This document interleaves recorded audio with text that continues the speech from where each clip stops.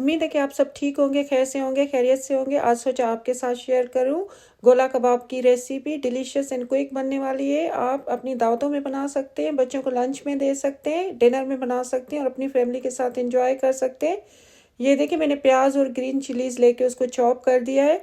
मसाले मैंने नमक, क्रश चिलीज़, धनिया, ज़ीरा और गरम मसाला पाउडर जो है मैंने निकाल के रख दिया, आप देख सकते हैं, और गार्लिक पाउडर। अब मैंने कीमा डाला है उसी चॉप अनियन में, जिसमें मैंने चॉप ग्रीन चिलीज़ और अनियंस चॉप किए थे, उसी में मैंने कीमा डाल दिया और बाकी स्पाइसेस डाल दिया। अब इसको मैं चॉप करूँगी तो आप देखेंगे कि किस तरह नाइस बन रहे हैं। ये देखिए, मैं आपको दिखा रही हूँ, बहुत ही सॉफ्ट और जूसी बनते हैं, आप देख सकते हैं। तो चले मैं आपके साथ ना इसका पूरा प्रोसेस शेयर करती हूँ कि किस तरह बनते हैं। ये इतने इजीली बनते हैं और क्विकली कि आधे घंटे में बना सकते हैं।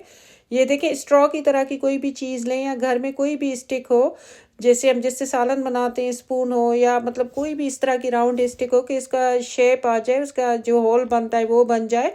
तो उसमें आप पहले गोल कोफ्तों की तरह बनाएं, उसके बाद फिर बीच में से ना उसको स्टिक से करके तो उसका शेप कर देना गोला कबाब की तरह। ये देखिए, मैंने 1 बाय 1 पहले सब बना के रख दिए हैं, रखती जा रही हूँ।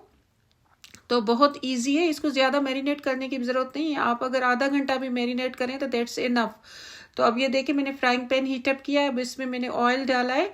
ऑयल डालने के बाद फिर मैं इनको ना गोला कबाब जो बनाए हैं इनको फ्राई करूँगी। पहले आप सबको बना के शेप देख के एक साइड पे रख दें तो आपके लिए कुकिंग प्रोसेस बहुत ही ईजी हो जाएगा। आप देख सकते हैं स्टेप बाय स्टेप मैंने सब चीज़ें आपके साथ शेयर की हैं। तो ये देखिए, अभी जो है ना फ्राइंग पैन हीटअप हो रहा है। तो जब हीटअप हो जाएगा तो मैं सब इसमें फ्राई कर लूँगी। फिर मेरे पास सिजलिंग पैन है, उसमें मैं उसको ऐड करूँगी। तो आप देखेंगे ये फ्राइंग पैन अभी हॉट नहीं हुआ।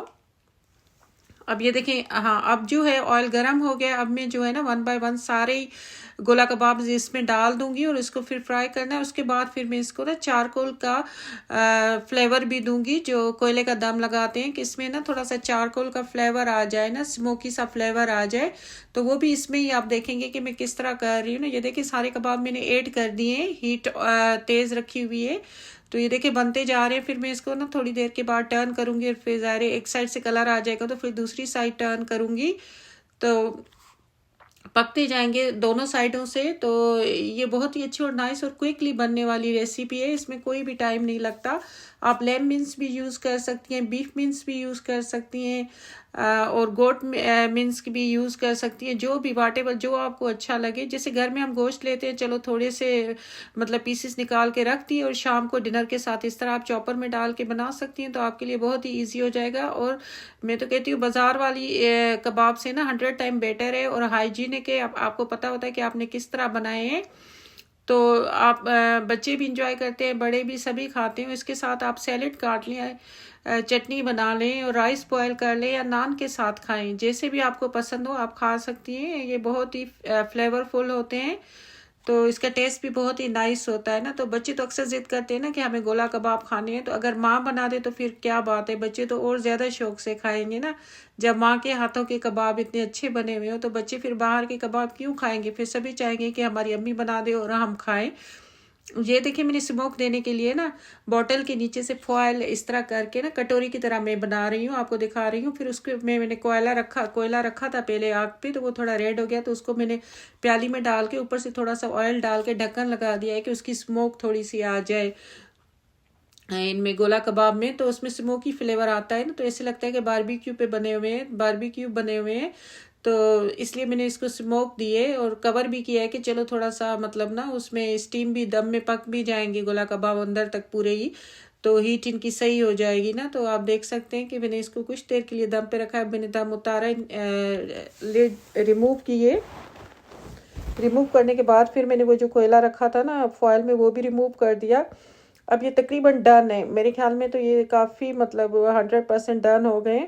अब फिर मैंने ना जो सिजलिंग पैन होता है उसमें अनियन डाले हैं, थोड़ा सा ऑयल स्प्रे किया है। तो अब इसमें थोड़ा सा मैं इसको पका के फिर जो मैंने ये रेडी किए हैं गोला कबाब, फिर उनको मैं ऐड कर दूंगी। ये देखिए, मैं ऐड करती जा रही हूँ। तो मुझे जो है ना थोड़ा हाथों से भी मैं ऐड कर लेती हूँ, स्पून नहीं मिलता तो हाथ से भी कर लेती हूँ। तो गर्म तो होते आप ऐसे नहीं करना, क्योंकि मुझे प्रैक्टिस है, मुझे पता है कि किस तरह इसको करना है।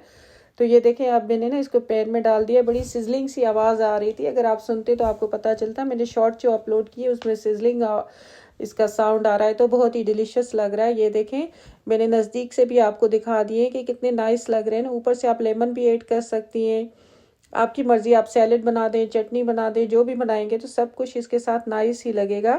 और सब आपकी तारीफ़ें करेंगे जब आप दावत पे बनाएंगी, और वो भी होममेड होंगे। तो सोचें तो आप कितना खुश होंगी जब सब कहेंगे कि कितने अच्छे बनाए, लग ही नहीं रहा कि घर के बने हुए होममेड है। तो ज़ाहिर दिल खुश हो जाता है कि चलो आपने जो मेहनत की है ना, तो उसका आपको सबने तारीफ़ की तो दिल खुश हो गया ना। ये देखें, अब थोड़े थोड़े अनियन बनाने के लिए, सिजलिंग के लिए मैंने इसको हीट पे अभी रखा हुआ है।